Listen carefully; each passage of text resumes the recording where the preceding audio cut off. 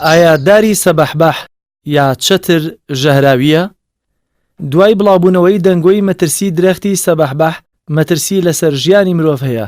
ڕێکخراوی ئایندە بۆ پاراستنی ژینگەوی پشتڕاست کردەوە کە داری سەبەحبەح دارێکە دۆستی ژینگەیە و نیشتیمانی سەرەکی ئەم دارە باکووری هیند و باشووری ڕۆژهەڵاتی ئاسیایە. تەمەنی ئەم دارە لە نێوان 150 بۆ 200 ساڵە.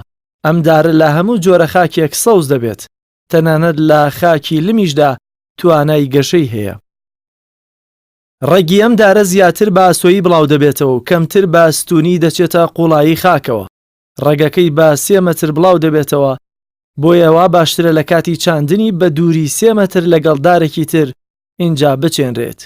باشترین کاتیش بۆ چاندنی ئەم دارە کاتێکە پلەی گەرمی لە نێوان 20 بۆ 32 پلەی سەدی بێت. بۆ هەرێمی کوردستان ئەم پلەیە لە مانگەکانی نیسان و ئایار و ئەیلول و تشرینی یەکەم فەرەهەمە. سوودەکانی داری سەبەحبەح یاخود داری چەتر. داری چەتر سوودی زۆرە لەبەر زۆری سوودەکانی لە نیشتیمانی ڕەسەنی خۆی کە هیندستانە بە داری دەرمانخانەی لادێ ناسراوە. هۆکاری ئەمەش دەگەڕێتەوە بۆ ئەوەی ئەم دارە مادەیەک دەردەدات دەبێتە هۆی ئەوەی مێشولە و مێش لە دەوروبەری دارەکە دوور بکەوێتەوە.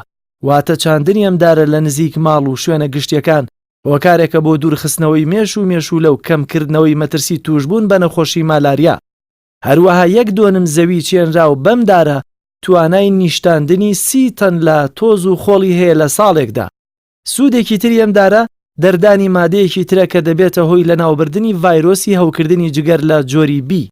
جگە لەوەش لە پیشەسازی دروستکردنی دەرمانیش بەشدارە، بەتایبەت لە دروستکردنی هەویری ددان و دەرمانەکانی هەوکردنی گەدە و ڕیخۆڵە و چارەسەری پێست و سابوونیش بۆ تەندروستی پێست لێ دروست دەکرێت.